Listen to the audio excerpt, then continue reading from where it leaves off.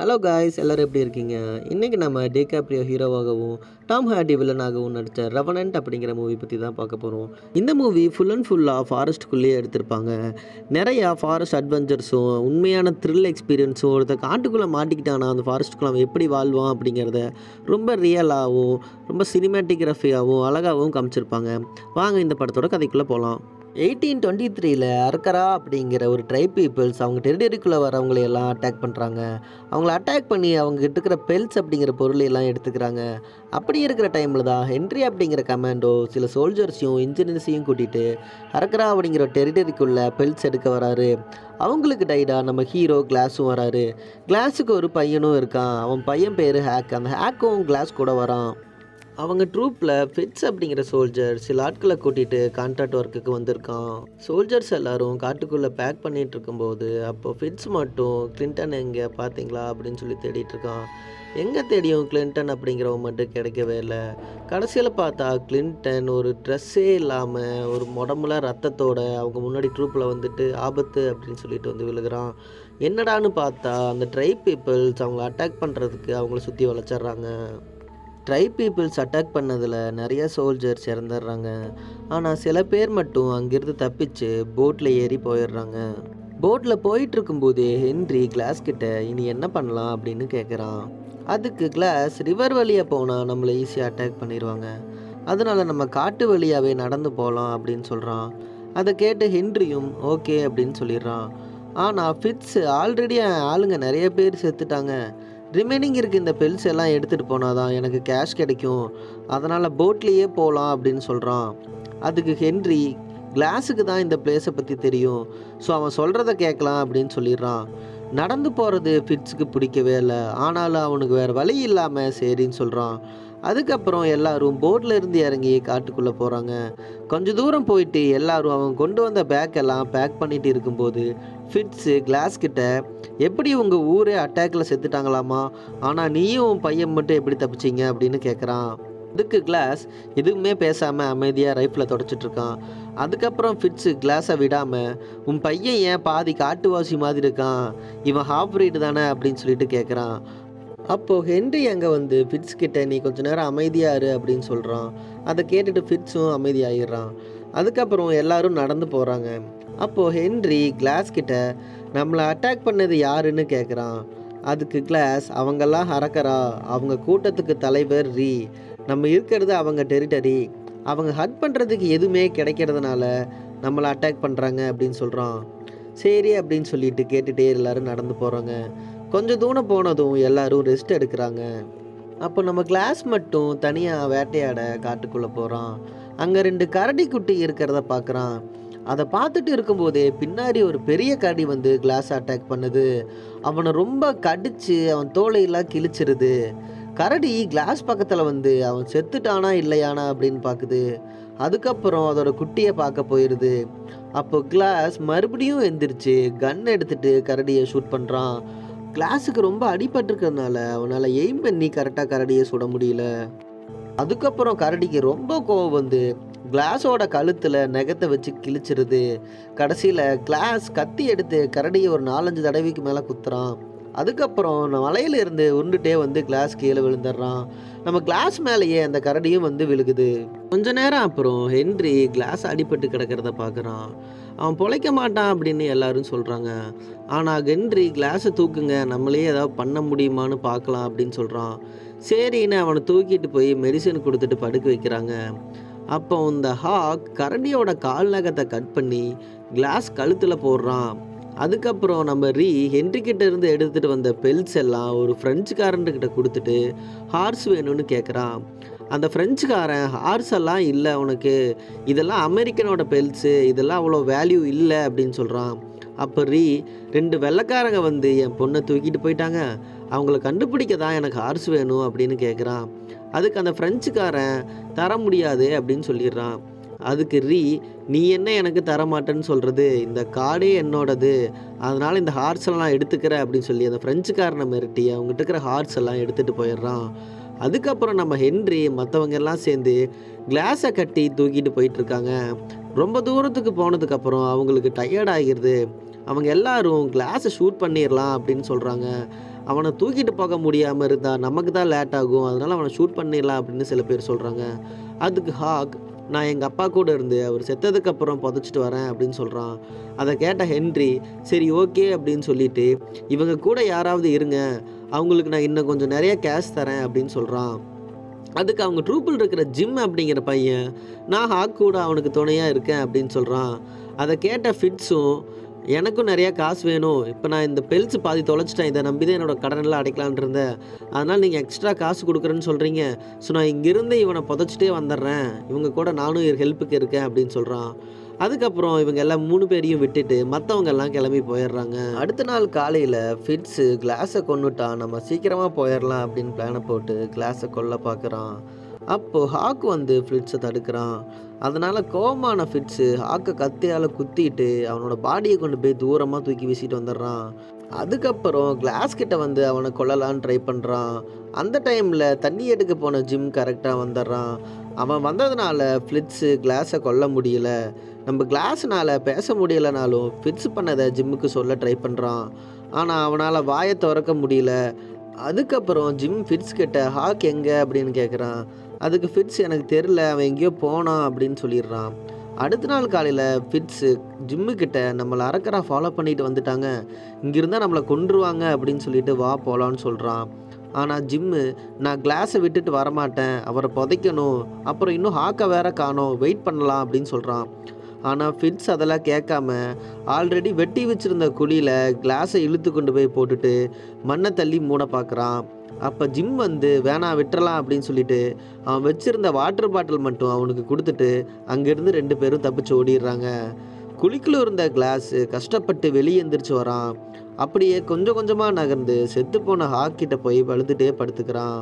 அடுத்த நாள் காலையில் ஜிம் ஃபிட்ஸுக்கிட்ட நம்ம பின்னாடி அரக்கரா வரான்னு சொன்னீங்க, ஆனால் யாரையுமே நான் பார்க்கல அப்படின்னு கேட்குறான். அதுக்கு ஃபிட்ஸு நான் உங்ககிட்ட பொய் சொன்னேன், அங்கே இருந்தால் நம்ம சாங்க வேண்டியது தான், அதனால தான் அப்படி சொல்லி உன்னை கூட்டிகிட்டு வந்தேன்னு சொல்கிறான். அதை கேட்ட ஜிம்மு நான் உன்னை ஹென்றி கிட்ட சொல்ல போகிறேன் அப்படின்னு சொல்கிறான். அதுக்கு ஃபிட்ஸு ஜிம்மை பார்த்துட்டு உன்னையும் கொன்றுவேன், உனக்கு ஒரு இப்போ நீ வரியா இல்லை உன்னை இங்கேயே கொண்டுட்டுமா அப்படின்னு கேட்குறான். ஃபிட்ஸுக்கு பயந்த ஜிம்மு அவன் பின்னாடியே போயிடுறான். அதுக்கப்புறம் நம்ம கிளாஸு கொஞ்சம் கொஞ்சமாக எந்திரிச்சு அங்கே இருக்கிற சில பொருட்கள் எல்லாம் எடுத்துக்கிட்டு அப்படியே ரிவர் சைடுக்கு போகிறான். அந்த டைமில் ஹாக் செத்து கிடந்த இடத்த பார்த்துட்டு இருக்கான். அப்போது அங்கே பிளட் இருக்குது, அதை தொட்டு பார்த்துட்டு பக்கத்தில் தான் எங்கேயோ இருக்கான் அப்படின்னு சொல்லிட்டு அவனை தேடி போகிறாங்க. அவங்க தேடிட்டு இருக்கும்போதே நம்ம கிளாஸு ரிவரை கிராஸ் பண்ணி எங்கள் கன் பவுடரை யூஸ் பண்ணி நெருப்பு உருவாக்கி அவனோட கன் பவுடரை எடுத்து கழுத்தில் கொட்டி ஓட்டையாத இடத்துல தீப்பற்ற வைக்கிறான். எரிச்சல் அதிகமாக ஆக அந்த ஓட்டையும் மூடிடுது. கடைசியில் அரிக்கிறா கிளாஸை பார்த்துட்றாங்க. அவன் அவங்க கிட்டேருந்து தப்பிக்க ரிவரில் குதிச்சிட்றான். அதுக்கு அடுத்த நாள் ஃபிட்ஸும் ஜிம்மும் ஒரு அட்டாக்கான வில்லேஜை கிராஸ் பண்ணி போகிறாங்க. அதுக்கப்புறம் அந்த அன்னைக்கு நைட் அங்கேயே 2 பேரும் தங்கிடுறாங்க. அதுக்கப்புறம் காலையில் நம்ம கிளாஸ் ரிவரில் இருந்து வெளியே வந்து மீனை பிடிச்சி அதை பச்சையாகவே சாப்பிட்றான். அதுக்கப்புறம் அவன் இருக்கிற இடத்துல சில ஓநாய்கள் காட்டெருமைகளை வேட்டையாடிட்டு இருக்கு. அந்த அன்னைக்கு நைட்டு ஓநாய்கள் எல்லாம் எருமை மாட்டை சாப்பிட்டு இருக்கு. அப்போ ஒரு காட்டுவாசி அங்கே வந்து ஓநாயை கொன்னுட்டு மாட்டுக்கறியை சாப்பிட்றான். அப்புறம் நம்ம கிளாஸ் அவங்கிட்ட தவந்துக்கிட்டே போய் அந்த காட்டுவாசிக்கிட்ட சாப்பிட வேணும்னு கேட்குறான். அப்போ அந்த காட்டுவாசி அவனுக்கு மாட்டோட ஈரலை பிச்சு தூக்கி போடுறான். பசியோடு இருந்த கிளாஸ் அதை அப்படியே சாப்பிட்றான். அடுத்த நாள் காலையில் அந்த காட்டுவாசி உனக்கு என்ன ஆச்சு அப்படின்னு கேட்குறான். அதுக்கு கிளாஸ் பியர் அவன் கழுத்தில் கிழிச்சதுனால ஓட்டையாகிருச்சு, அதுக்கு கன் பவுடரை வச்சு சரி பண்ண அப்படின்னு ஆக்ஷன்லேயே சொல்லிட்டு இந்த கரடியோட கால் நகத்தை நீ வச்சுக்கோ, இதை வச்சுக்கிட்டு எனக்கு ஹெல்ப் பண்ணு அப்படின்னு சொல்கிறான். அதை பார்த்துட்டு என் கூட வா அப்படின்னு கிளாஸை அந்த காட்டுவாசியை கூட்டிகிட்டு போகிறான். ஒரு வழியாக கிளாஸு ஜிம்மு அவங்க 2 பேருமே கேம்புக்கு வந்துடுறாங்க. அங்கே வந்ததும் ஃபிட்ஸ் ஜிம்முக்கிட்ட அங்கே நடந்ததை ஏதாவது மாற்றி சொன்னால் உனக்கும் தான் பிரச்சனை, உன்னையும் தான் தூக்கில் போடுவாங்க அப்படின்னு சொல்கிறான். அதுக்கப்புறம் கேம்புக்கு வந்து ஹென்றி கிட்ட கிளாஸு சாகிறதுக்கு கொஞ்ச நாள் ஆச்சு, அவனை நாங்கள் ப்ராப்பராக பரியல் பண்ணிட்டு தான் வந்தோம் அப்படின்னு சொல்கிறான். அப்போது ஜிம் ஹென்றி கிட்ட உண்மையை சொல்லவே இல்லை. அதுக்கப்புறம் ஹென்றி ஃபிட்ஸ்க்கு கேஷ் கொடுக்குறான். ஜிம் மட்டும் கேஷ் வாங்காமல் கிளம்பி போயிடுறான்.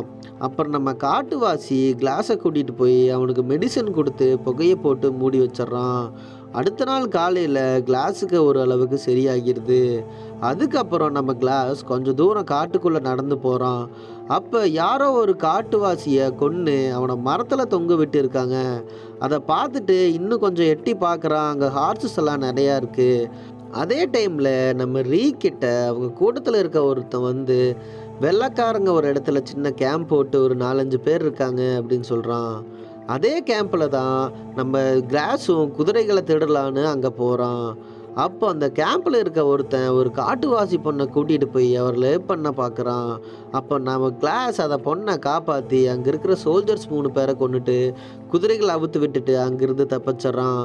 அங்கேருந்து தப்பிச்சு போகும்போது ஜிம்மு கொடுத்த வாட்டர் பாட்டில் அவங்க கீழே அங்கே விழுந்துருது. அதுக்கப்புறம் கேம்பில் ஃபிட்ஸு சரக்கு அடிச்சுக்கிட்டு அவன் ஃப்ரெண்டுக்கிட்ட அவன் லைஃப்பில் செட்டில் ஆகிறத பற்றி பேசிகிட்டு இருக்கான். அடுத்த நாள் காலையில் கிளாஸ் நல்லா தூங்கிட்டு இருக்கான். அப்போது கிளாஸ் அரக்கராவை அட்டாக் பண்ண வந்துடுறாங்க. அதை பார்த்துட்டு உடனே அவன் பேக்கை எடுத்துகிட்டு அங்கேருந்து குதிரையை எடுத்துகிட்டு காட்டுக்குள்ளே போகிறான். போகிற வழியில் பெரிய பள்ளத்தில் குதிரையோடு சேர்த்து 2 பேர் விழுந்துடுறாங்க. ஃபிட்ஸ் மட்டும் சின்ன சின்ன காயத்தோட பொழைச்சிக்கிறான். ஆனால் அந்த குதிரை இறந்துருது. அவன் இருக்கிற இடத்துல ரொம்ப குளிராக இருக்கிறதுனால குதிரையோட வயிற்றை அறுத்து அதுக்குள்ளே இருக்கிற குடல் எல்லாம் வெளியே எடுத்துட்டு அதுக்குள்ளே போய் படுத்துக்கிறான். அதுக்கப்புறம் ஒரு ஃப்ரெஞ்சுக்காரன் ஹென்றி இருக்க கேம்புக்கு வரான். அவன் அங்கே வந்து ஹென்றி கிட்ட நாங்கள் இந்த இடத்த ஒருத்தன் அட்டாக் பண்ணிட்டு குதிரைகளெல்லாம் எடுத்துகிட்டு போயிட்டான் அப்படின்னு சொல்கிறான். அவங்கள அட்டாக் பண்ணது வேறு யாரும் இல்லை, நம்ம கிளாஸ் தான். அப்போது அங்கே வந்து சொல்கிறவன் ஒரு வாட்டர் பாட்டில் வச்சுருக்கான். அந்த வாட்டர் பாட்டில் ஜிம்மு நம்ம கிளாஸுக்கு கொடுத்துட்டு போனது. அதை பார்த்ததும் ஹென்றி இந்த வாட்டர் பாட்டில் உனக்கு எப்படி கிடச்சிது அப்படின்னு சொல்லி கேட்குறான். அதை கேட்டுட்டு அந்த ஃப்ரெஞ்சுக்காரன் இது எங்களை அட்டாக் பண்ண வந்தவன் அங்கே போட்டுட்டு போயிட்டான் அப்படின்னு சொல்கிறான். அதை பார்த்ததும் அவங்க எல்லாரும் சேர்ந்து ஹாக்கு தான் வந்திருக்கான் அப்படின்னு நினச்சிக்கிறாங்க. அந்த இடத்துல அதுக்கப்புறம் ஹென்றி சில பேரும் சேர்ந்து ஹாக்கை தேடி காட்டுக்குள்ளே போகிறாங்க. அங்கே போய் பார்த்தா கிளாஸை பார்த்துட்டு அவங்க எல்லாரும் ஷாக் ஆகுறாங்க. அப்போ கிளாஸ் ஹென்றி முன்னாடி வந்துட்டு எங்கே ஃபிட்ஸ் எங்கே அப்படின்னு சொல்லி கேட்டுகிட்டே மயங்கி விழுந்துடுறான். அதுக்கப்புறம் நம்ம கிளாஸு எல்லோரும் சேர்ந்து கேம்புக்கு கூட்டிகிட்டு போயிடுறாங்க. உண்மையை தெரிஞ்சுக்கிட்ட ஹென்றி ஃபிட்ஸை தேடி போகிறான். ஆனால் அதுக்குள்ளே ஃபிட்ஸ் அங்கேருந்து தப்பிச்சு போயிடுறான். அதுக்கப்புறம் ஹென்றி கிளாஸ் கிட்ட வந்து ஃபிட்ஸு டெக்ஸஸ்க்கு தப்பிச்சு போயிட்டான் அப்படின்னு சொல்கிறான். அதுக்கு கிளாஸ் நான் அவனை தேடி போகிறேன் அப்படின்னு சொல்கிறான். அதுக்கு ஹென்றி இப்போ தான் நீ இவரோட வந்திருக்க, மறுபடியும் போக வேணாம் அப்படின்னு சொல்கிறான். அதுக்கு கிளாஸ் நான் ஆல்ரெடி சாவை பார்த்துட்டு வந்துட்டேன், அது எனக்கு பெரிய விஷயம் இல்லை, எப்படியாவது அவனை நான் கொல்லாமல் விடமாட்டேன் அப்படின்னு சொல்கிறான். அடுத்த நாள் காலையில் ஹென்ரியும் கிளாஸும் ஃபிட்ஸை தேடி காட்டுக்குள்ளே போகிறாங்க. அங்கே போயிட்டு ஹென்ரிக்கு ஏதோ சவுண்டு கேட்குது. அதை கேட்டுட்டு ஹென்றி தனியாக போகிறான். அங்கே போய் பார்த்தா ஃபிட்ஸ் அங்கே கன்னை வச்சுக்கிட்டு ஒளிஞ்சிட்டு இருக்கான். ஹென்றி ஃபிட்ஸை ஷூட் பண்ணலான்னு எய்ம் பண்ணுறதுக்குள்ளே ஃபிட்ஸ் ஹென்ரியை ஷூட்டர்றான். கிளாஸும் கன் சவுண்டு கேட்டு அந்த இடத்துக்கு போய் பார்த்தா அங்கே ஹென்றி தலையில் குண்டடிப்பட்டு செத்து கிடக்கிறான். அதுக்கப்புறம் நம்ம கிளாஸ் ஹென்ரியை தூக்கி ஹார்ஸில் ஏற்றிக்கிட்டு ஃபிட்ஸை தேடி போகிறான். ஒரு வழியாக கிளாஸ் ஃபிட்ஸை கண்டுபிடிச்சிட்றான். அதுக்கப்புறம் 2 பேரும் மாற்றி மாற்றி கன்னில் ஷூட் பண்ணிக்கிறாங்க. அதுக்கப்புறம் கிளாஸ் கரெக்டாக ஃபிட்ஸை ஷூட் பண்ண போது 2 பேரும் ஒரு குழியில் விழுந்துடுறாங்க. ஃபிட்ஸ் குழியில் இருந்து எந்திரிச்சு வேகமாக நடக்க ஆரம்பிச்சிட்றான். நம்ம கிளாஸும் விடாமல் பின்னாடியே போய் கோடாலியை வச்சு அவனை அட்டாக் பண்ணுறான். அதுக்கப்புறம் 2 பேரும் பயங்கரமாக சண்டை போட்டுக்கிறாங்க. அப்போ ஃபிட்ஸ் அவன் வச்சுருந்த கத்தியை எடுத்து கிளாஸ் காலில் குத்திடுறான். அப்போ கிளாஸ் மறுபடியும் அந்த கத்தி எடுத்து ஃபிட்ஸ் வயிற்றில் குத்திடுறான். அதுக்கப்புறம் ஃபிட்ஸ்னால் அசையவே முடியல. அந்த டைமு ஃபிட்ஸ் கிளாஸை பார்த்துட்டு என்னை ரிவெஞ்ச் எடுத்துக்கிறதுக்காகவா என்னை தேடி இவ்வளோ தூரம் வந்த நீ அப்படின்னு கேட்குறான். இப்படி நடந்துட்டு இருக்கும்போது ரீ அங்கே வராரு. அப்போவும் நம்ம கிளாஸ் ஃபிட்ஸை விடாமல் அவனை இழுத்துட்டு போய் ரிவரில் விட்டுறான். ஃபிட்ஸும் அந்த ரிவர்லேயே அடிச்சுட்டு போயிடுறான். அதுக்கப்புறம் தான் தெரியுது நம்ம கிளாஸ் ஒரு கேம்பில் ஒரு பொண்ணை காப்பாற்றினான்ல, அந்த பொண்ணு தான் ரீயோட பொண்ணு. அவனோட பொண்ணை காப்பாற்றுனதுனால ரீ கிளாஸை எதுவுமே பண்ணாமல் போயிடுறான். கடைசியில் ரொம்ப பிளட் லாஸ் ஆகி கிளாஸ் அப்படியே கீழே விழுந்துடுறான்.